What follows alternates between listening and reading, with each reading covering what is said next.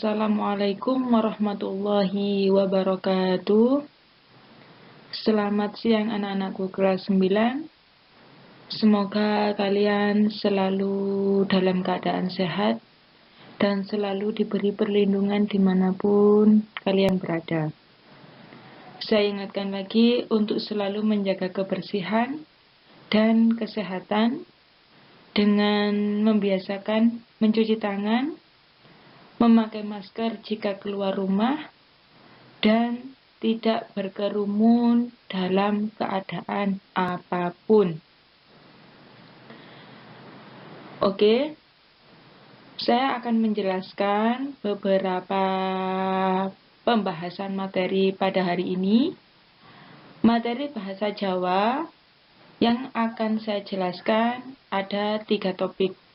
Yang pertama adalah pengertian tembung homograf, pengertian tembung homonim, tembang macapat. Untuk memudahkan kalian dalam memahami materi hari ini, kalian harus didampingi dengan buku referensi atau buku tambahan, yaitu LKS. LKS halaman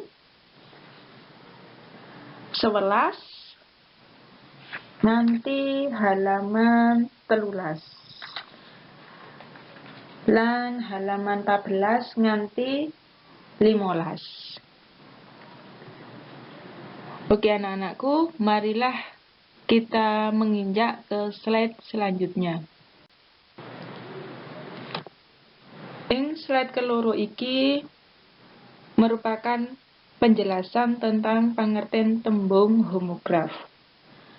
Kalau di LKS, tembung homograf itu berada di halaman 11. Tembung homograf yaitu tembung kang panulisane padha nanging pangucapane beda, tegesipun uga beda. Jadi, kalau dalam bahasa Indonesia itu tembung homograf merupakan kalimat yang penulisannya sama, tetapi cara pengucapannya berbeda. Artinya pun atau maknanya pun juga berbeda. Gitu kalau dalam bahasa Indonesia. Jadi diingat-ingat, tembung homograf penulisannya padha, pengucapan lan tegese beda.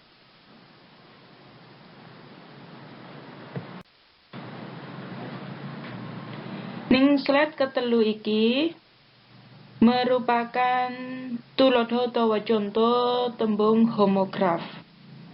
Tembung mundut. Mundut tegesipun tuku, njupuk. Mundut itu kalau dalam bahasa Jawa itu ngambil, mengambil. Tetapi artinya tuku lan jupuk. Kalau dalam bahasa Indonesia kan mengambil. Tetapi di sini mundut itu berarti tuku atau beli. Jupuk kalau dalam bahasa Indonesia mengambil. Jadi ada 2 makna yang berbeda. Tetapi kalimat penulisannya sama. Keloro enggal. Enggal iku cepet utawa age-age. Teges keloro iku anyar. Enggal-enggal sahur misalnya. Cepet-cepet nang melaksanakan sahur. Enggal yang kedua artinya anyar utawa baru. Ketelu ngasto. Ngasto itu teges yang pertama itu artinya mulang. Mulang itu mengajar. Seperti guru, mulang. Bu, ngasto ten pundi? Berarti itu Bu, ngulang ten pundi? Ngulang, ngajar. Teges keloro, nggawa, membawa. Adik ngasto balon, misalnya. Adik ngasto coklat. Adik nggawa coklat, adik nggawa balon atau pelembungan. Papat, wani. Wani itu berani. Tegese ora wedi. Berarti kalau dalam bahasa Indonesia itu berani. Teges keloro, nantang. Misalnya, ayo tak tantang. Kayak gitu. Entah itu nantang pekerjaan, entah itu nantang yang lain, pokoknya harus nantang yang bersikap atau bersifat positif. Sing kelima, contoh kelima, weling. Weling iku teges sing pertama araning ula. Jadi jenenge ula, ana ula weling, kayak gitu. Teges keloro utawa artine yang kedua, wekas. Pesan, amanat, itu dieling welingku supaya selamat, diingat-ingat pesanku supaya selamat, kayak gitu. Tapi weling itu ono sing ngarani jenenge ula. Itu tuladha tembung homograf, tembung kang tulisane padha nanging pangucapane beda lan tegesipun juga beda. Kalau di LKS itu ada banyak contohnya. Asma. Asma itu jeneng utawa nama. Terus asma lagi itu loro nafas utawa mengi. Itu dilihat contoh-contoh yang ada di LKS juga.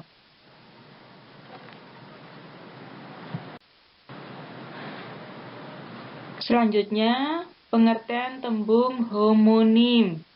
Tembung homonim penjelasannya juga ada di LKS halaman 13. Tembung homonim yaiku tembung kang padha pangucapane lan padha panulisane nanging beda tegese. Kalau homonim, cara pengucapan dan penulisan sama tetapi berbeda arti. Diingat-ingat, saya ulangi lagi, tembung homonim, tembung kang padha pangucapane lan padha panulisane nanging beda tegese. Di slide ini merupakan tuladha utawa contoh tembung homonim. Tulisane lan pengucapane padha. Sepet. Tu arane rasa. Teh iki sepet. Kopi iki sepet. Tembung keloro. Tembung sepet tegese kulite klopo. Jadi sepet itu ada dua makna tetapi penulisannya sama. Sepet arane rasa, sepet kulite klopo. Loro, ngelih. Ngelih iku tegese luwe utawa wetenge pas kosong, durung maem, durung kisenan panganan, itu luwe utawa ngelih. Tembung keloro ngelih, padha pengucapan dan tulisannya padha, ngelih, tegese mindah. Kursi iku dek, misalnya bapak ngelih meja iku ing ngarep TV, ngelih mindah. Telu, kaca. Barang bening, barang kang bening digawe ngaca. Pasti semua orang tahu ya kalau kaca. Barang bening digawe ngaca supaya kelihatan wajahmu. Aku pantes ndak nggih baju iki? Aku wis kelihatan cantik. Aku wis kelihatan tampan saat kita mengaca. Tembung kaca maneh tegese halaman utawa latar. Misalnya kalau orang desa, latare omahmu ombo. Kalau dalam bahasa Indonesia itu halaman. Papat, miyos. Tegese lair utawa lahir. Tembung miyos maneh sing keloro metu. Miyos iku metu, keluar. Bapak miyos nang Surabaya. Itu. Asma, jeneng asma menehku penyakit. Dilihat lagi contoh yang ada di LKS, itu contohnya banyak. Halaman 13 sampai halaman 13 saja. Itu contohnya dipahami. Kalau ada yang kurang dimengerti, silahkan bertanya. Ini slide iki menjelaskan pengertian tembang macapat. Tembang yaiku sastra utawa karangan kang kaiket dening guru lagu, guru wilangan, lan guru gotra. Tembang Jawa ana 3 werna yaiku tembang cilik utawa alit, tembang tengahan, tembang gedhe. Tembang macapat yaiku tembang alit kang kalebu sawijining kasustran Jawa jenis geguritan gagrag anyar. Jadi tembung macapat itu kalau dalam bahasa Indonesia itu sudah masuk ke dalam sastra jenis puisi. Geguritan itu adalah puisi baru. Tembang macapat ngandhut piwulang kanggo manungsa supaya bisa nuduhake tindak tanduke wong Jawa kang alus.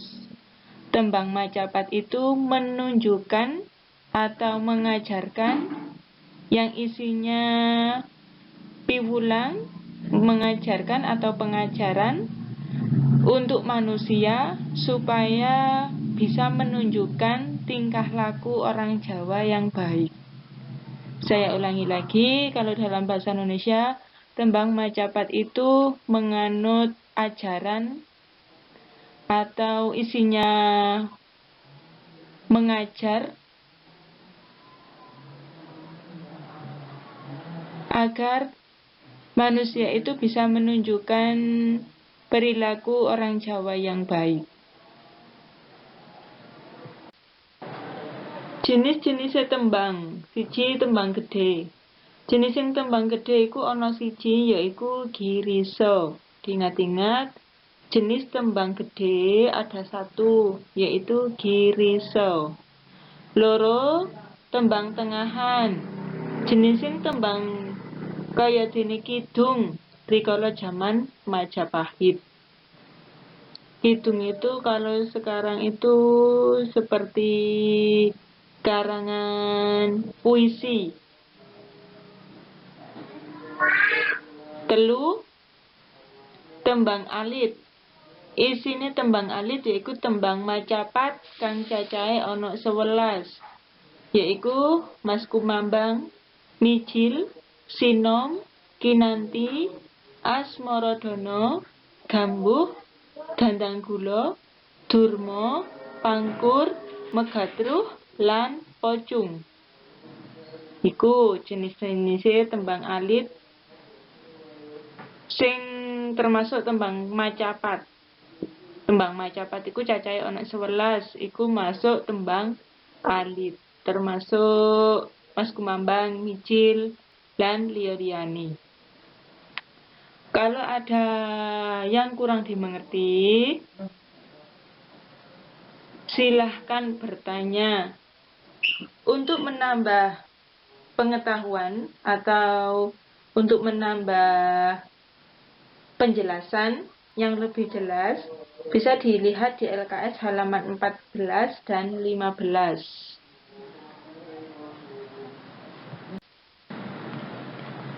Alhamdulillahirrabbilalamin. Pembelajaran bahasa Jawa hari ini telah selesai.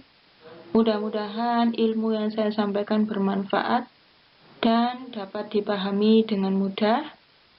Jika ada yang kurang dimengerti atau penjelasan yang kurang jelas, silahkan bertanya. Saya ulangi, jika ada penjelasan yang kurang dimengerti atau kurang jelas, silahkan ditanyakan. Cukup sekian materi hari ini. Kita sambung di minggu depan. Terima kasih, saya akhiri. Wassalamualaikum warahmatullahi wabarakatuh.